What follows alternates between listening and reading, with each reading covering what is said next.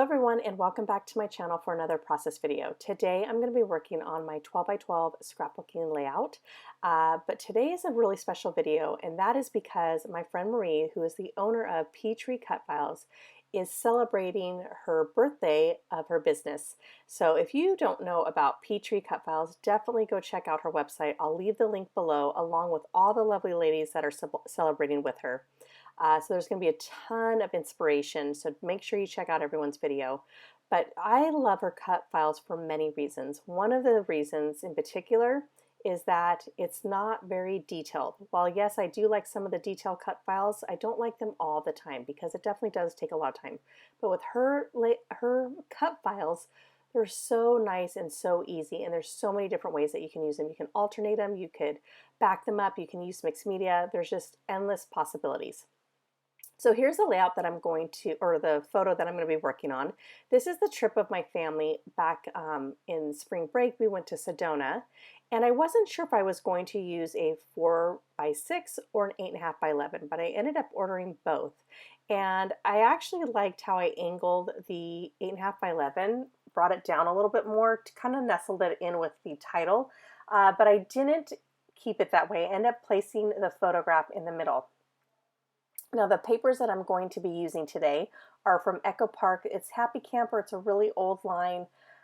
I can't remember if I got it from Tuesday Morning, but it was from 2013. So I'm sure though it will eventually make its way to Tuesday Morning. Older stuff always does. But I liked this particular collection because of the colors. Now this is more of a camping, and we didn't really camp. We actually stayed in a hotel. So again, I don't have to use it for an actual specific camping trip. But I did like this polka dot colored orange, and I wanted to use that as my background. Now, if you guys have been following me for a while, you know I love all sorts of scrapbooking, different type of styles. So you will always see me just doing different things versus, the same. And one of the things is, even though I love white background paper as, like I said, as the background, I really liked this polka dot orange paper. So that's what I'm going to do. Now I cut that cut file using white cardstock, and I went to take that piece that I cut out from the background paper, so that way I could use it, which was that chevron. I go ahead and back up that that cut file, and I noticed right away when I was done that the G really did not stand out. Now, one thing about me is I hate wasting anything. I really try to force myself once I have something printed, whether it be a photo or a cut file, to try to use it. So it was really bothering me, so I ended up going to grab some scrap paper. I don't have a whole lot of tan colored paper, but I did have this one that I really like, which is the one that you see right there. I forgot to size it down, and I end up keeping it the size that it is, but I'm finding it way too big now for where my photo is. And my photo is, for the most part, already glued down or adhered down, and I didn't want to risk cutting or destroying the background paper. So then I ended up taking another scratch of paper, which is the one that looks like sand, and I made a smaller version. But my blade was so dull that I really couldn't.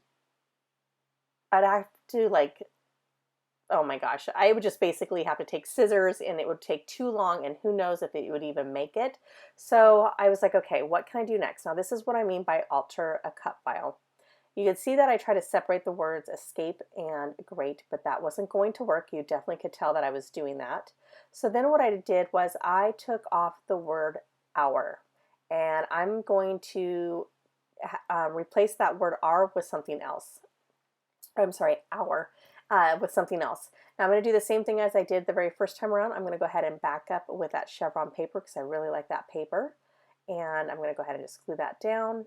And while I'm gluing that down, my mind is kind of thinking of, okay, so what other papers am I going to use to back up the cut file to make the rest, to complete the rest of the words? And I decided that while I was going through, flipping through the collection by Echo Park, that it's a brand new collection that I haven't even used. And I felt that I didn't want to start cutting just little pieces of full-size 12 by 12 paper to back up the cardstock.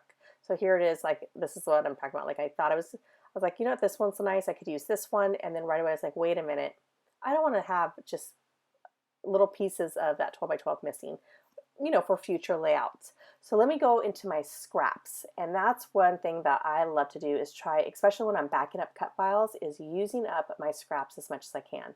So even though this is Echo Park and it is a camp line, I just looked at the colors that were in that chevron paper, and those are the colors that I'm going to use. So I found this one by October Afternoon. That was from their, I believe it was that travel line, the one where they had that girl that looked like Chamel in that collection. So that's the one I'm going to use.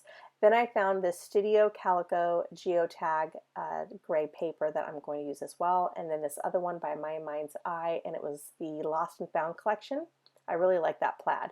When I think of plaid, I think of being outdoors. I don't know why, because I love plaid, but I always think it tied in with outdoors.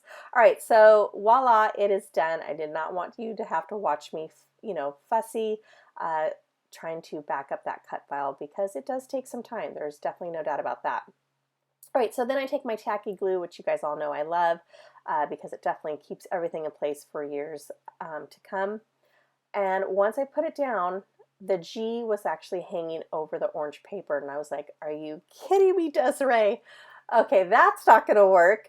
So then I just kind of quickly picked it up really quick, and I'm rubbing in the parts that you could see the adhesive. And one thing about Scotch Quick Dry adhesive is it kind of dries clear, so you don't really see it.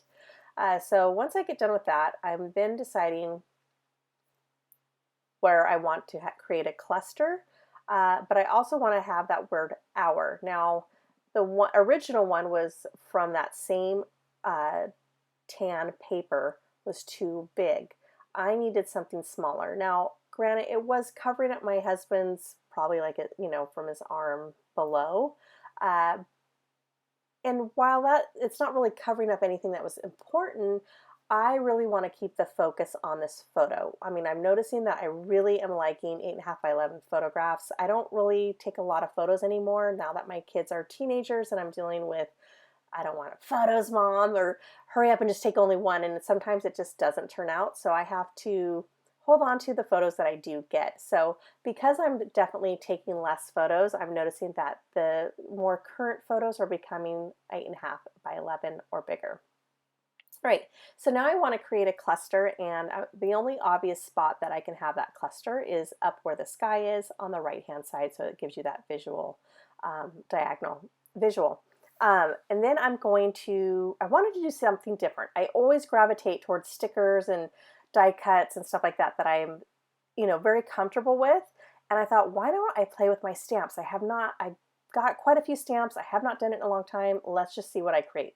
So Studio Calico has this kit subscription, and I would buy here and there. I never committed to a 6-month one, but I would buy month to month, which is great. Now, if you like the stamp set that I'm using, I don't really have the name for it, but you can definitely go onto their website. And the great thing about them is, even if it's out of stock, if you submit, you know, notify me when it becomes in stock.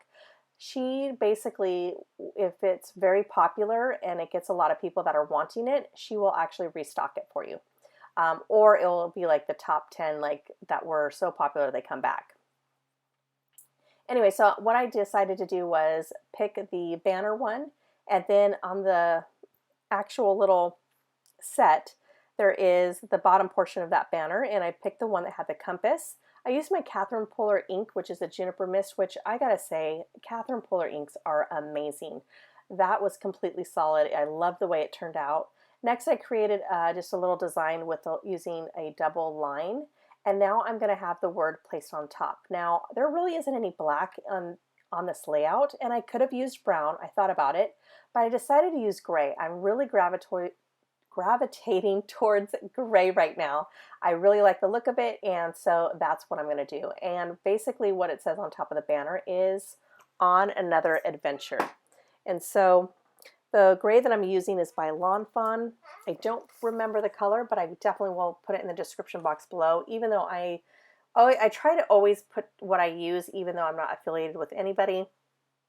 That way you guys can look for it if you are searching for whatever it is that I'm using. All right, so moving on, I'm going to go ahead and cut that little banner out.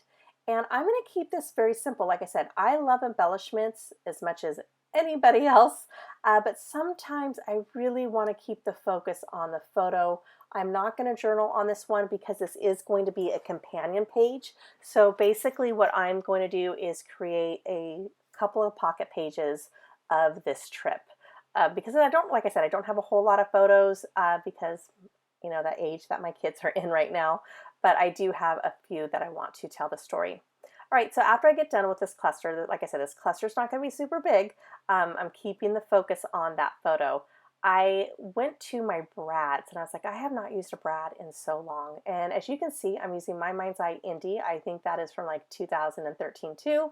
And I found one that said Together. And I was like, this one could not be more perfect because it almost reads like as a second title, On Another Adventure Together. So that was perfect for me.